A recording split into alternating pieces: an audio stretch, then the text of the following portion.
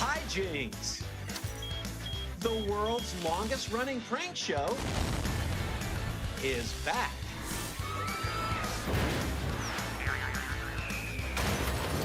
Just for laughs, gags. Weekdays on WZMQ CBS. The Upper Peninsula's new CBS station, WZMQ 19. Good evening, everyone. I'm Kevin Hodge. Tonight on your WZMQ 19 News, our Washington, D.C. crew is in New York to give us a preview of tonight's debate between the vice presidential candidates. We'll hear what issues voters will be paying attention to the most. And Iran fires missiles at Israel. We'll hear from an MSU professor about how conflicts in the Middle East are creating division in the Democrat Party. And on the ballot this election, a millage renewal for the Schoolcraft County Transit Authority. We'll have the details. Your 19 News at 6 starts now. Live from the UP, this is WZMQ 19 News at 6.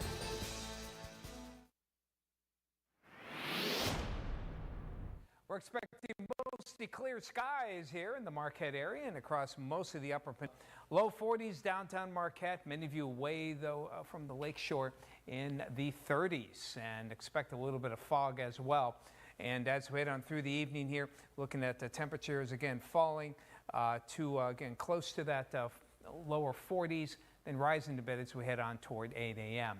More on the rest of the forecast coming up later in the show. Kevin?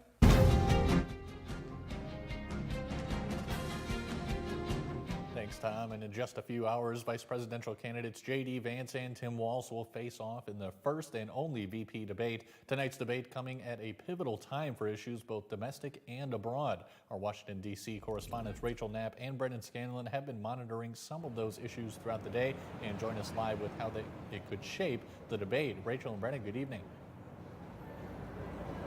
Good evening, Kevin. Yeah, we are outside the CBS Broadcast Center in New York City.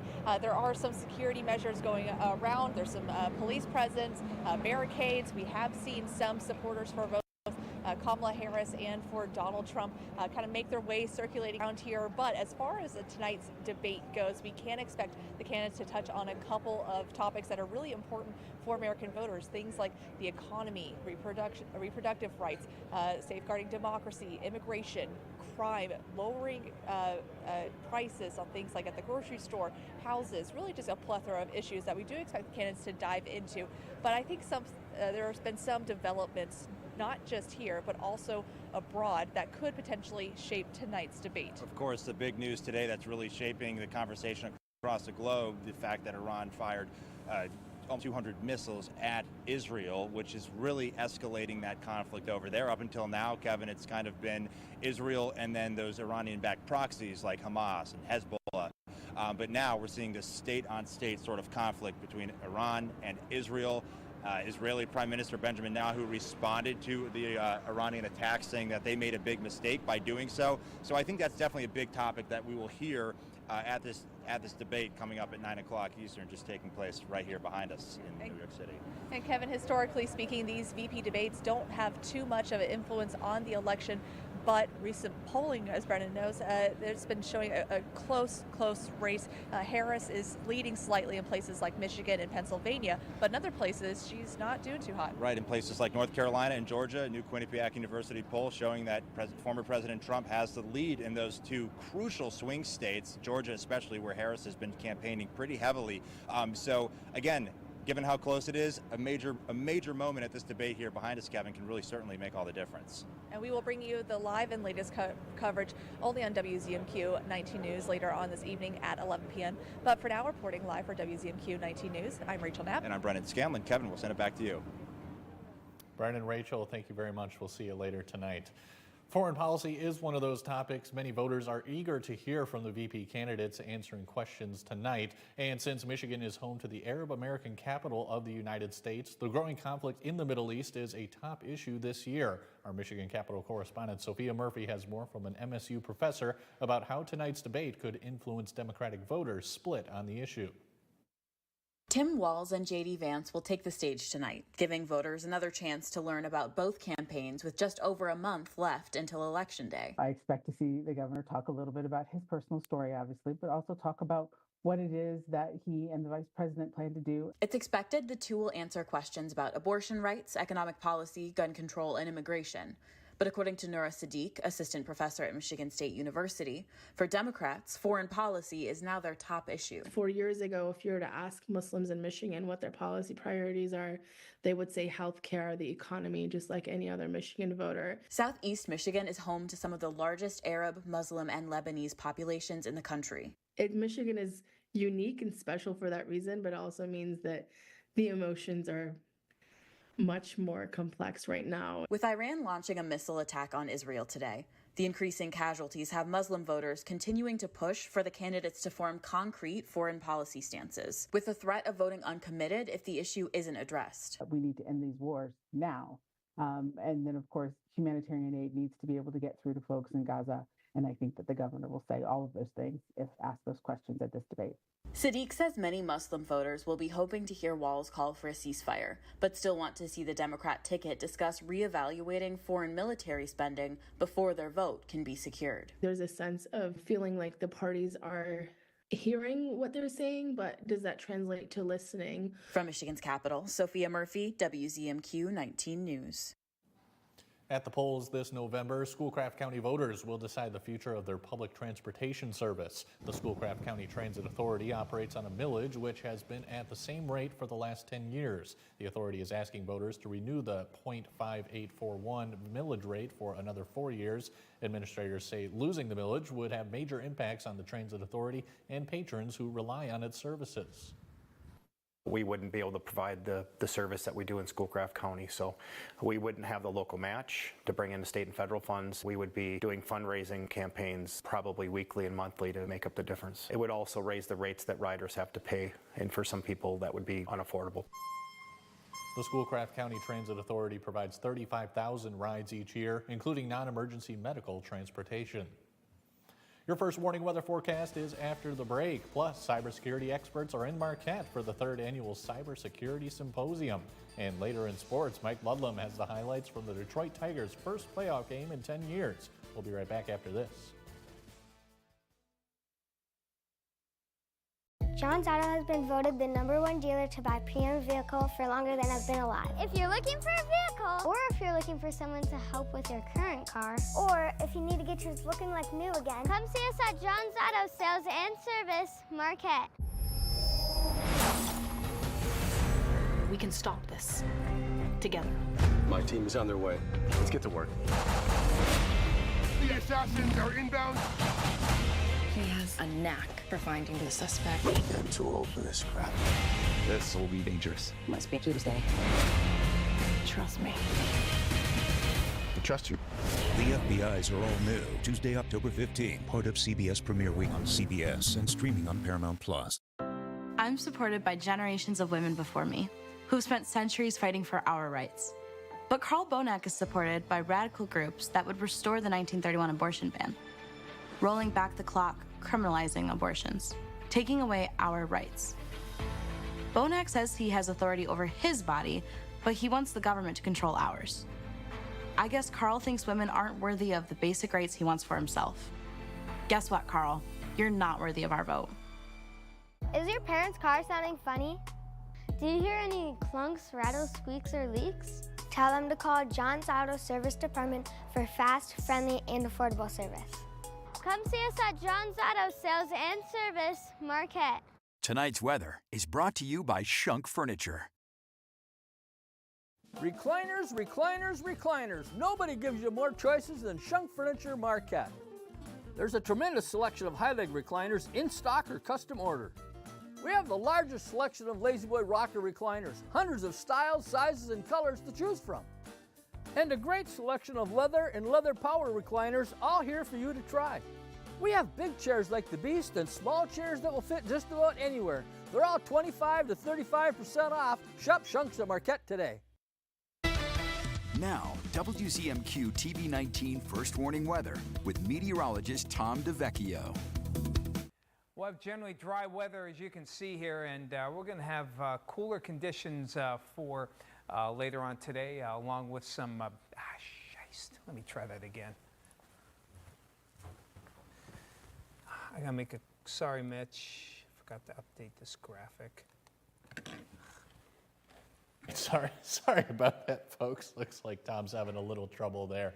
The third annual Upper Peninsula Cybersecurity Symposium is taking place this week at the Northern Center on NMU's campus. The three-day event brings together cybersecurity professionals, business leaders, and government officials from the computer security community that are dedicated to advancing online security practices. The symposium covers all aspects of cybersecurity, including the latest cybersecurity trends, threats, and solutions, as well as how to identify vulnerabilities and ways to guard against them.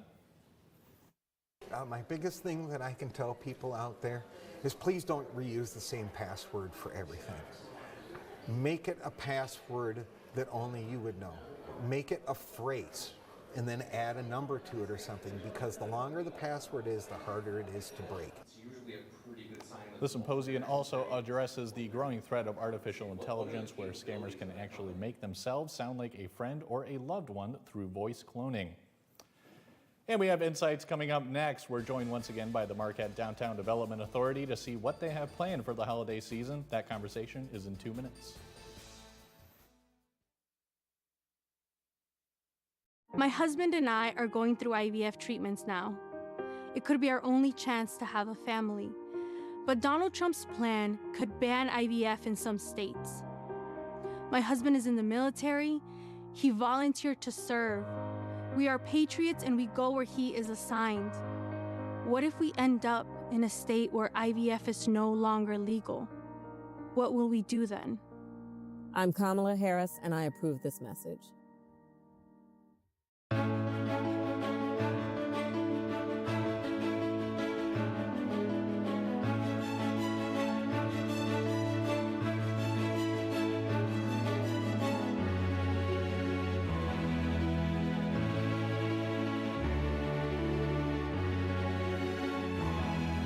News brings us together to celebrate special moments. WZMQ 19, sponsor of these great community events: the UP State Fair, Downtown Farmers Market, the Blueberry Festival, the UP 200 powered by NMU, Paint the Town with Love, Celebrity Art Auction, Wednesday Night Market, Music on 3rd Street, Operation Warm Up, the Children's Museum Culinary Journey, Meyer State Games of Michigan, Marquette County Community Foundation Celebration, Children's Miracle Network Picnic. You and WZMQ 19, together, proud that this is home. Their Bidenomics led to the highest inflation in 40 years, highest gas prices ever, skyrocketing interest rates, unaffordable housing, incomes down, unemployment rising, and a recession now headed our way. Yet Kamala Harris is clueless. We are very proud of Bidenomics. Bidenomics is working. I'm Donald J. Trump, and I approve this message. You're watching WZMQ 19 News, live and local, with Kevin Hodge.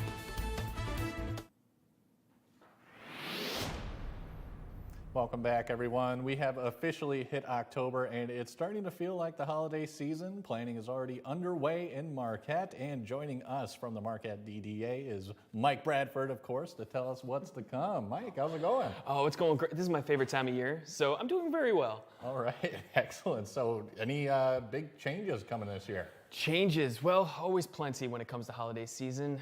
People, always want to see something different, especially around here. The month of December, for those that know, it's dark, it's cold, and, people want an excuse to get outside.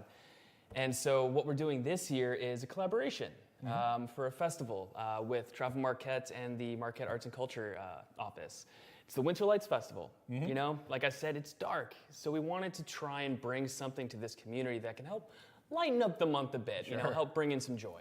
Sure, yeah, you were just telling me that it's pretty dark and cold here in the winter, as you were saying. This is going to be my first December here. So oh, yeah. Sounds like a good plan to have all those lights up, I think. Basically, the plan is so we have the holiday parade, we have the city tree lighting, which, it's going on its 49th year and its 15th year. And so that's already been around. But, we're bringing something else, too. So there's the Yule Market brought by the Farmers Market. This nice holiday market to bring people out to the Marquette Commons where the parade will be ending, to light up the tree, shop around, kind of hang out with your community and listen to some music. And of course, enjoy all the lights that we have planned. Sure. Speaking of lights, how about the tree lighting? Any changes there this year? So basically, it's all happening together. So the parade goes down 3rd Street on Friday, December 13th. So yes, Friday the 13th. Oh, no. But that goes down 3rd Street, and then it goes to the Commons, where the Yule Market will be happening. We'll light up the Christmas tree for the city. We'll have live music, and also with the collaboration with the Trev Marquette Arts and Culture Office, a new light installation, Krios, where you got these big prisms, where people can interact with it. It creates sounds. So all these things kind of coming together to give something new and unique to the community. All right, excellent. How about a more recent event coming up? We have Downtown Day Out, right? Yes, previously known as Ladies Night Out. So it is a bit of a change. So we made it a whole day last year to try and give people more of an opportunity, because before it was 4 to 8 p.m. It can be a bit tough. Right. And it's also very shoulder to shoulder. It's very busy. So we wanted to make it a whole day. And it worked out great, especially for the businesses. And so now we want to try and expand it even more. So it's Downtown Day Out, get that holiday shopping in. And then from 4 to 8 p.m., it's Ladies Night Out. It's what, a lot of people are used to, what you can expect. And so it should be a good day. What does that mean, or this kind of event mean for businesses, would you say, downtown? It's a great opportunity to basically kickstart the holiday season with holiday shoppings, a lot of the special deals to basically get people downtown, walk it, and kind of start to plan ahead of, what they can hope to do, this coming holiday season. All right, excellent. And how about not as big of an issue, but Halloween trick-or-treating? We are in October, Mike. And it is my favorite month of the year by far, and a lot of it is because of Halloween and the costumes. And you guys always do great. I remember last year coming out in costumes. It was lovely to see. But trick-or-treating will be on October 26th, 4 to 7 p.m. throughout the entire downtown. You just got to look out for the businesses that have this sign that says that they're participating. And yeah, we even closed down the streets right in front of you on Washington Street. So it's a great party. Love to see the kids out with their families, visiting all the businesses. Excellent. Do you already have your costume all selected? I do actually, yeah. I'm wearing it this weekend. Are you able to spoil it for us tonight? No, not yet. I like to keep that as a surprise, but it's a good one. Okay. Well, I guess we'll have to just wait in anticipation. You'll see me. You'll see me. All right, sounds good. Anything else coming up, Mike? No, basically just keep your eyes out. We hope to basically light up the downtown and keep things fresh and exciting throughout the holiday season, from trick-or-treating on October 26th to Downtown Day Out in November 21st, a week out before Thanksgiving, and then, the big ones in December, to bring in the holiday cheer. All right, sounds like a plan to me, Mike. Thank you as always for coming in. And hey, thanks for having me.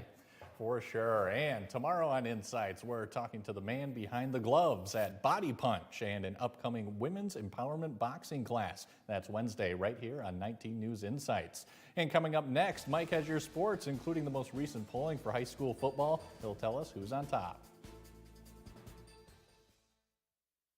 When it comes to fathers and sons, these guys are winners. I have a wonderful opportunity to win $50,000 by submitting a documentary about something that inspires me. It's going to be a day in the life of Damon Papa Fulton Sr. Oh boy, you're complimenting me. What's that gonna cost? And my documentary is called Icon, the man who doesn't quit. I mean, he had me at Icon. I knew I'd get him with Icon. Papa's House premieres CBS Monday, October 21st, part of CBS Premiere Week, and streaming on Paramount+. Direct. Don't you ever look up at the sky and roll your eyes. You hear me? Yes. Realistic. I will maybe have a tendency to spend too much and won't be able to pay your rent. He holds the line. I resent it, and I resent you for doing it. Mathis Court is in session. Weekdays on WZMQ CBS. I'm Rachel Knapp. Watch my reports live from Washington, only on 19 News. Looking for your next level in real estate? Look no further than Next Home Superior Living. Stephanie's not just any realtor. She's energetic, talented, equipped with the latest technology, and decades of experience to serve you better. At Next Home Superior Living, we're not just selling homes. We're guiding clients and customers throughout the entire transaction. That's Stephanie Jones of Next Home. Visit stephaniesells.com and let her work with you for your next home. Don't settle for ordinary. Choose Next Home Superior Living for your extraordinary real estate journey. I'm Mike Rogers. I grew up here, one of 5 boys raised on a teacher's salary. I've served my whole life in the Army, as a special agent with the FBI, as chairman of the Intelligence Committee. And now I want to serve as your senator, because there's more work to do. to stop politicians like Alyssa Slotkin who give more to illegals than they do Michigan families. I'll protect Michigan jobs, and I'll work for you, because it's what I've always done. I'm Mike Rogers, and I approve this message. Join my team. Give today.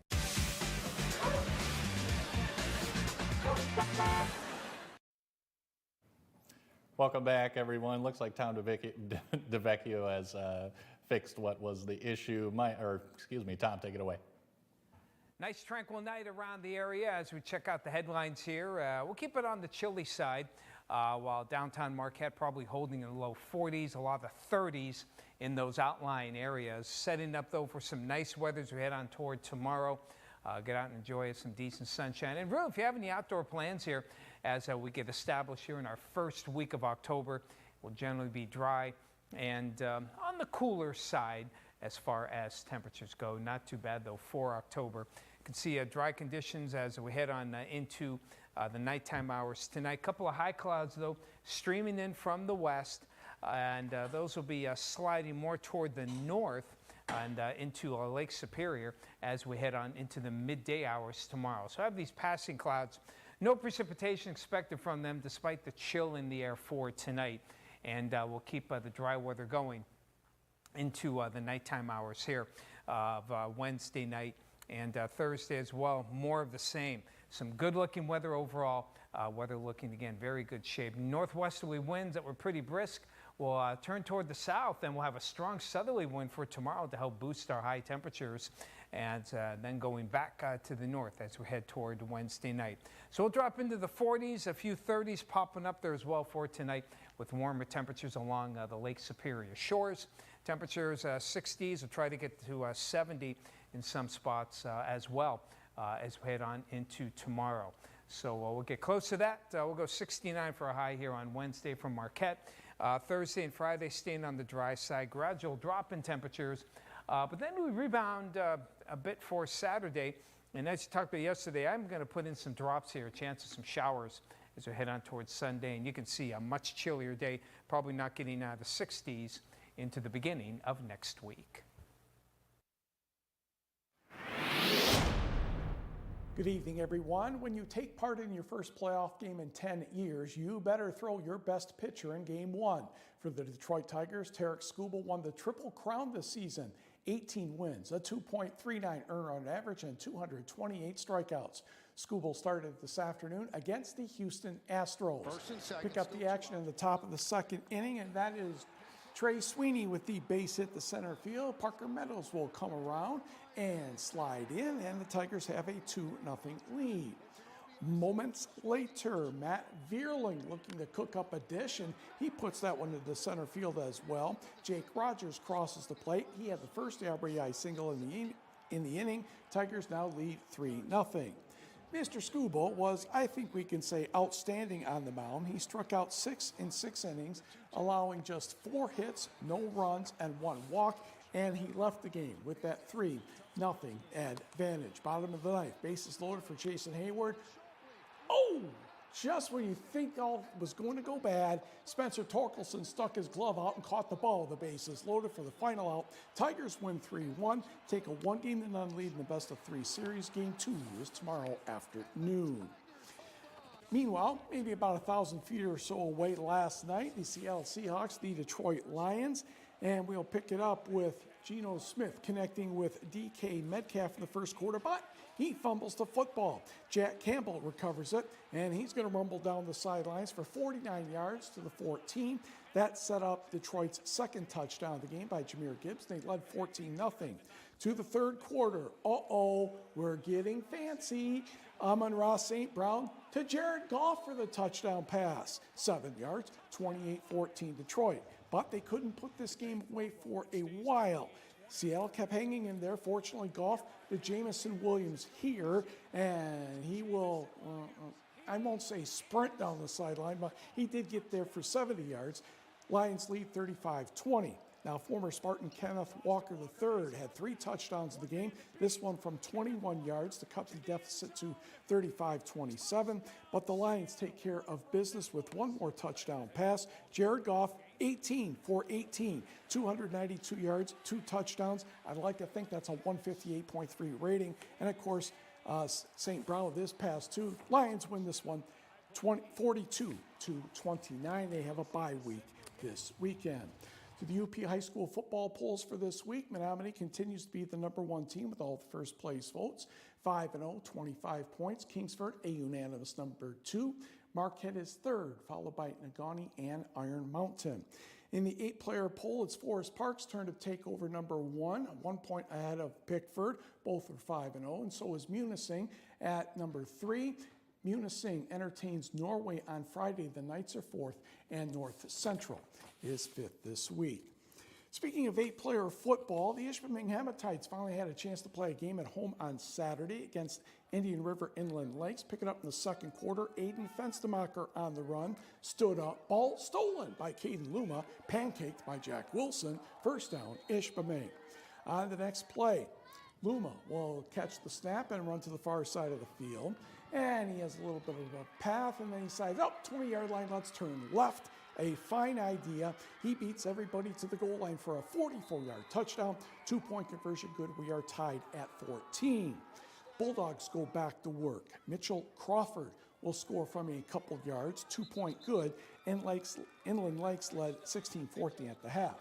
By the way, the Ishpeming homecoming queen was Journey Kement, and the king was Ethan Corp. And now to prove that Corp is on the football team, we will show a pass from Luma to Corp for a first down on the Bulldogs' 16-yard line. Hematites denied, though. Inland Lakes stayed undefeated. They went home with a 30-22 win. NMU volleyball, big match on Saturday against Ferris State in the first set after the good luck kiss from the Lozier family. It would be Allie Barrow setting up Megan Meyer for the kill, and that tied the first set at 1. She had 9 kills. Next for NMU, Jacqueline Smith will get the ball to Barrow, who will set Smith right back. That's going to work, and she had 19 kills. NMU ended up winning the first set 25-22, but Ferris took care of the rest and took the match by the score of 3-1. NMU and Michigan Tech both are home this weekend. Wildcats get Saginaw Valley Friday and Lake Superior State Saturday. Tech gets the Lakers Friday and the Cardinals on Saturday, and we will be right back. I had a brain aneurysm in the year 2000 here. No one was going to hire someone that had a disability or whatever. I went through a program here at Goodwill well over 20 years ago, and they hired me as soon as I was able to come back to work. They hired many people with disabilities and stuff and get them back into the workforce. My favorite thing I work at Marquette Goodwill is just interacting with the people. It's great atmosphere here and great people here. Goodwill treats everyone really good. It's like a second chance almost, I was going to say. It really gets you back on your feet. Shop and donate to your local Goodwill.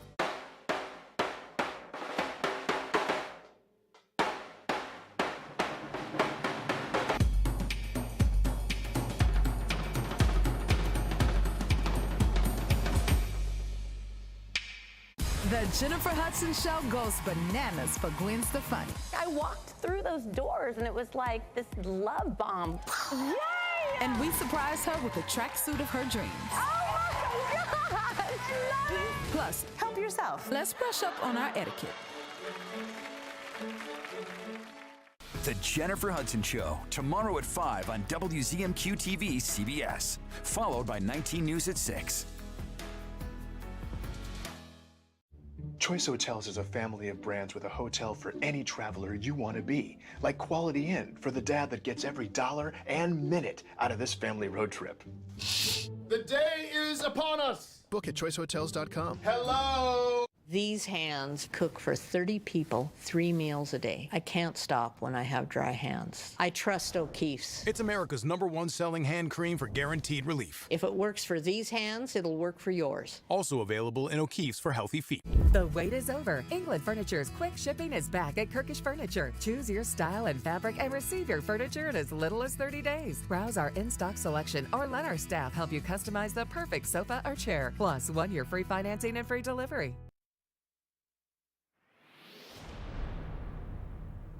Nice clear one for tonight. Temperatures will be dropping into the 40s, even some 30s here. Setting up some nice weather tomorrow. Some patchy, mainly morning clouds, but then we'll have some sunshine break out everywhere for the afternoon. And getting back close to 70, not bad for October. Keeping it dry for the rest of the week, Thursday into Friday.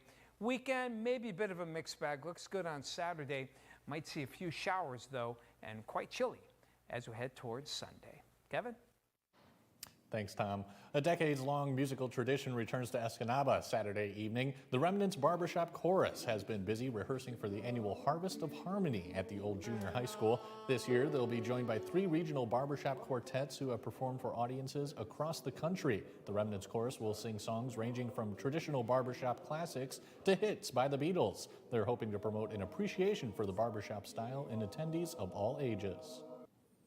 We love giving back to the community, and this is what we do. We perform these concerts. We also sing at public events, and the Remnants Barbershop Chorus is the community service that people should be made more aware of.